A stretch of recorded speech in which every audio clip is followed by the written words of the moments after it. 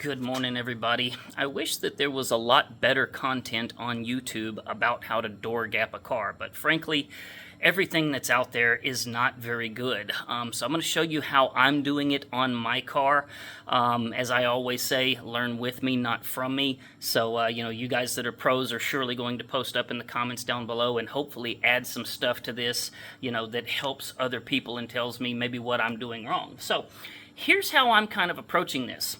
When I find an area where I know that it doesn't line up right, okay? Like I've been working in this area right here, and the first thing that I determined was that gap right there was too tight. So the very first thing that I did was I took my belt sander, and what I like to do on these things is open that door and start running that belt sander right down through there, removing material. Now, the thing that you got to watch out for is when you do that, see, this metal wraps around the back side of the door like that. And so naturally, when it comes around and you start removing that metal through there, you're going to split that metal apart so that all of a sudden right here you would see the seam where the metal is opening. So when you see that, you've obviously got to do something about that. In this situation, when I started welding this up, I used a little bit more heat than I probably normally would in order to really burn that seam really good and just get a really nice weld there that wasn't just,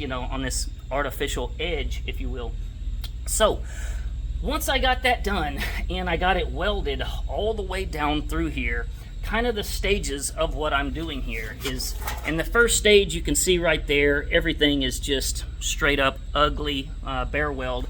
I initially tried doing this with my TIG welder, and it didn't take long to figure out that was not going to work, because with the TIG, you really don't have any control over what's on the back side of that wrapped around edge. And so as soon as you melt that material with a TIG, it gets all of this impurity into your weld, and TIGs absolutely hate impurity, and the weld just starts turning to crap immediately. So I found that I had to do this with my MIG welder in order to do any good. So basically, this little area right here, it's just welded up. That's kind of like stage one.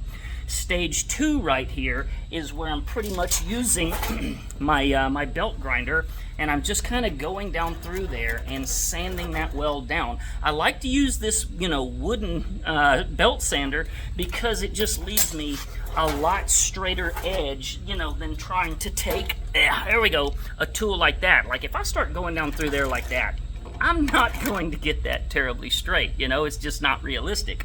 But that belt sander will sit there and remove material over a nice 5 or 6 inch long, straight area. And by the way, my wife says 5 or 6 inches is totally plenty, but that's another story for another day.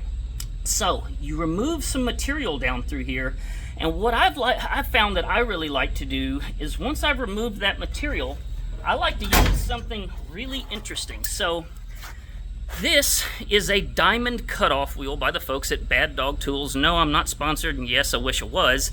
That's like $100 disc, if I remember correctly. No, maybe 60, the bigger one. I think the 4-inch was $100. I think that's like a $60 disc or something like that. I picked mine up at the Cruising the Coast, trade show thing that they have at like the Coliseum in Biloxi, where they were running specials.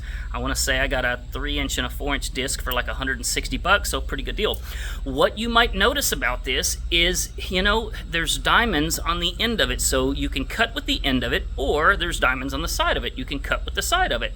The tricky part to this is there's diamonds on both sides, and so what I did was I used my Langmuir Systems CNC plasma cutter. Again, not sponsored.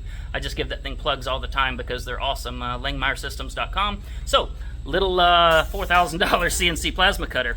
I cut myself a disc right there that would protect the cutting wheel's ability to cut on both sides. And so now what I do is I just kind of run this thing right down through there, just like that, and it cuts away that weld, and it's being gauged the entire time by, the washer on the backside. So I'm sitting here, let me kind of move my move my camera around. You can see right there. So I'm moving it down through there, and it's not cutting on one side, but it is cutting on the other. And so at the end of the day, what I end up with is going from weld to belt sanded weld to the, the side of the diamond angle grinder tool.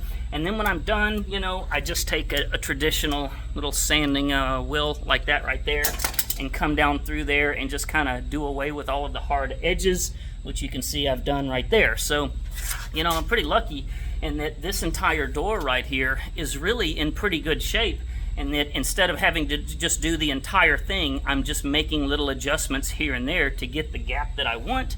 Most professional builders that I've talked to tell me that they pretty much like about a paint stick to go right down in there. So you can kind of see right there that, the paint stick is a really, really good fit. So it really just kind of is by happenstance. I'm looking for my tool here. There we go. It's kind of by happenstance that that tool right there with an 18 gauge washer on the back is pretty much the same thickness as a paint stick.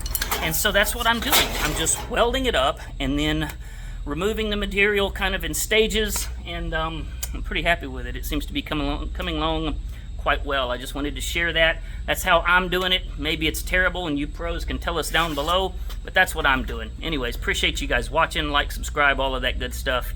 Y'all take care.